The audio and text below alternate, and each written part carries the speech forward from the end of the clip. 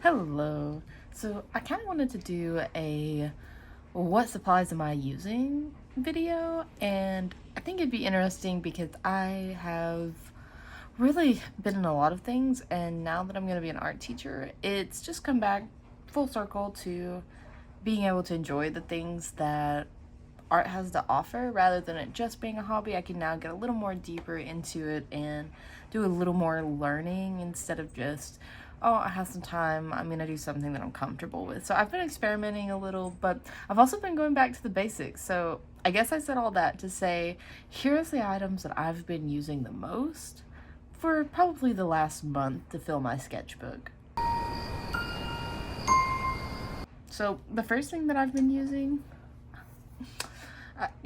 I think these are called something really fancy. I jokingly call them like tortillas, but I know that's not how they say it. But here's this. I use this all the time. I really like the thicker one.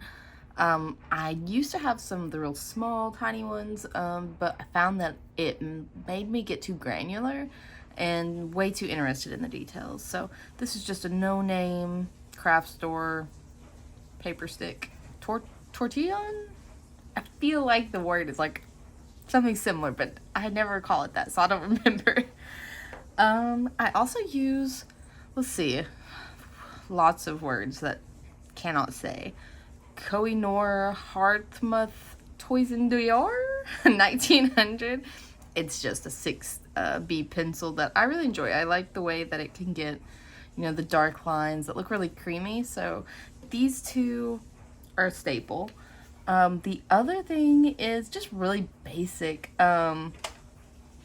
A pack of big pencils that I really like, as well as just some random hard case mechanical pencils that, when I say hard case, I just mean like their body's a little more firm than these bigs, but the lead is really still the same.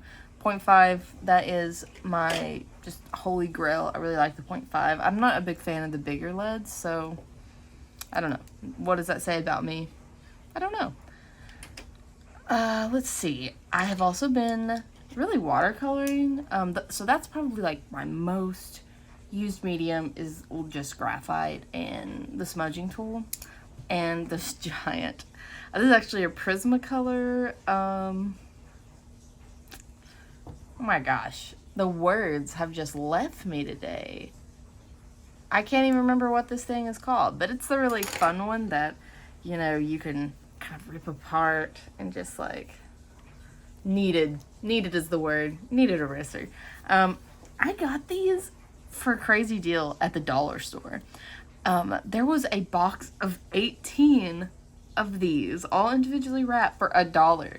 So I don't know if they were like illegally put in the dollar store or was like 2 boxes. I got one. I do think it could be something about quality control. About half of them worked great, and the other half were like rocks and couldn't get them to this consistency where you can actually, work with them.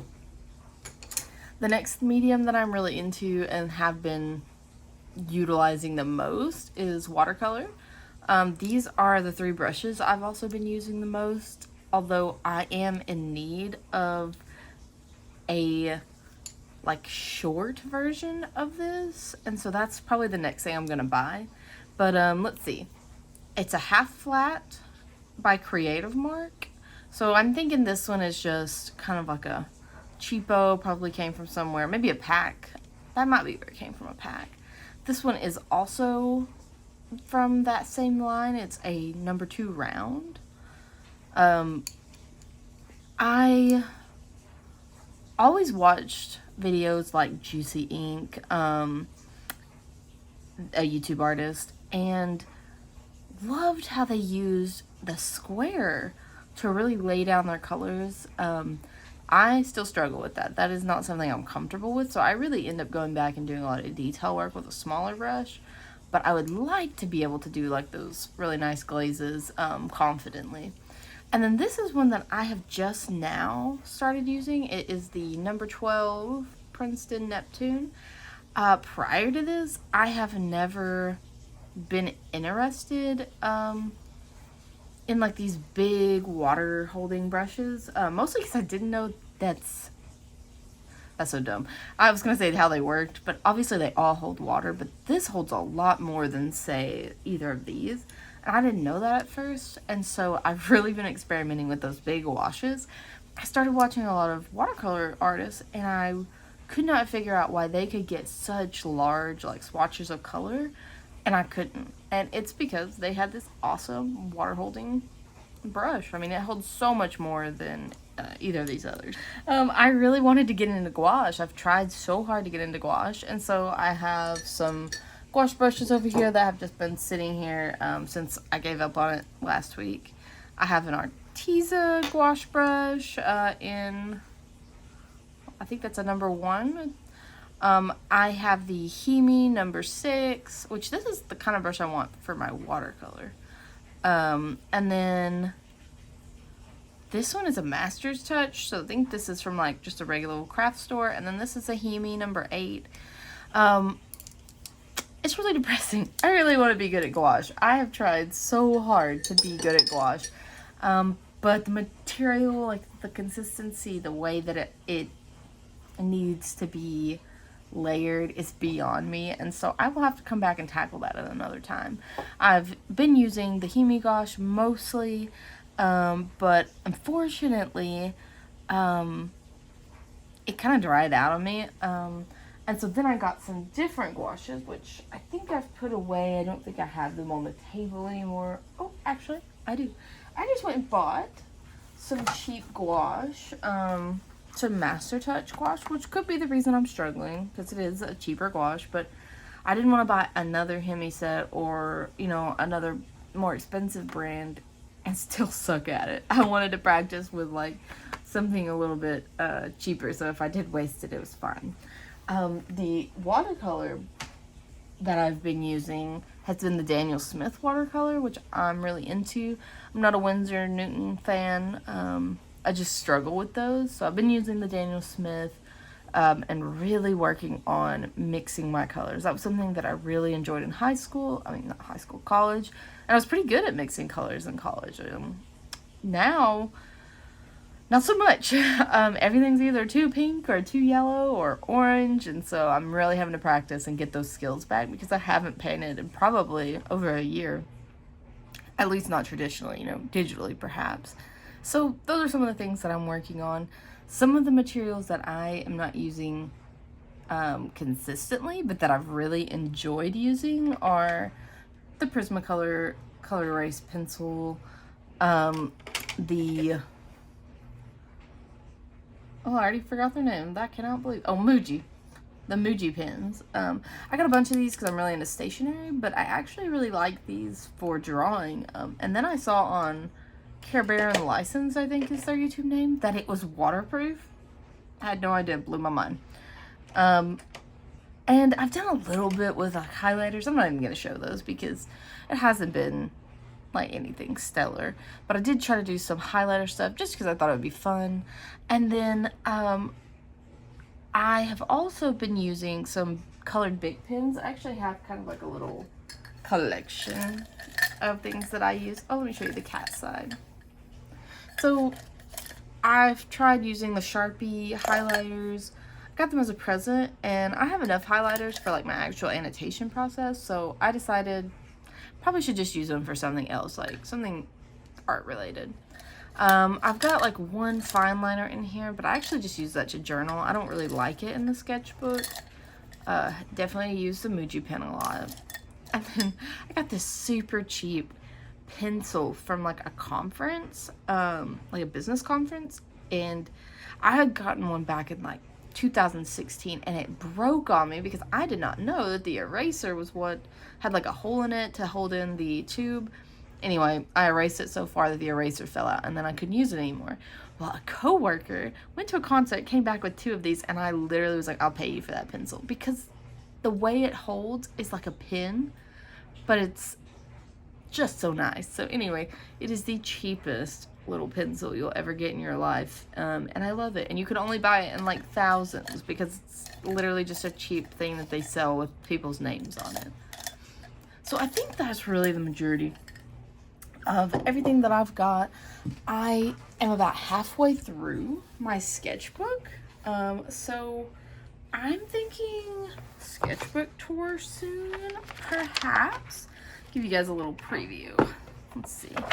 I definitely started out with pen and pencil. I forgot. I have my big Phantom such anagram. But this is, I think, from Vatican on Patreon. I'm pretty sure it's Vati on Patreon. They've moved into like OC work now, but I always keep this here to inspire me because I really like the way that they do their lines. I think it's really nice. So here's kind of the flip through preview. Let's see, blank pages. And oh, I want to make it where you can really see it. So can you see anything? Probably not. Let's make that a little bit better. We'll do a little preview. So I have some really terrible stuff. I have some not so terrible stuff. Again, some terrible stuff. Some not so terrible stuff. If we go this direction, I struggled as usual. And then this is actually where I did the highlighter work, and I thought that was kind of cool. And we get into the pens, and then I'm gonna skip through a little bit. There's that fine liner, some more pencil, and then I started kind of practicing with watercolor in here, but the paper is so awful that it's not even worth practicing. But you know, that's my gouache attempt. That was very poor. And then back here, I've gotten back into just some light washes with watercolor, and just trying to figure out like how can I make this work for me, because I want to finish the sketchbook. It's huge. I paid like $10 for it, which is not that much, but I paid for it. I don't want to just give it away or trash it or not complete it. So right now is the struggle of like that I'm gonna finish this if it kills me, and it might. So I don't mind that the paper is terrible for watercolor. Here's the specs on it. I've just decided I'm gonna use it and abuse it and just get done with it. You know, everybody gets a sketchbook that they don't really like at some point. But I hope this was, I don't know, interesting. Let me know what your favorite supplies are. What do you use? Do you use off-brand? Do you use on-brand? Do you use, you know, are you a gouache fan? Do you know any tips that would help me? But basically, I'm just interested in what other people are using. What do you mostly use in your sketchbook? Because I've seen all these videos, and it makes sense, you know, if you're filling up a lot of sketchbooks, you should be really good at art. You should be getting better. You should be improving, because like the quantity helps the quality come, you know, at a quicker rate, because you're getting those reps in. So whatever you're doing in your sketchbook, you should let me know, because maybe I want to steal what you're doing and try it in mine.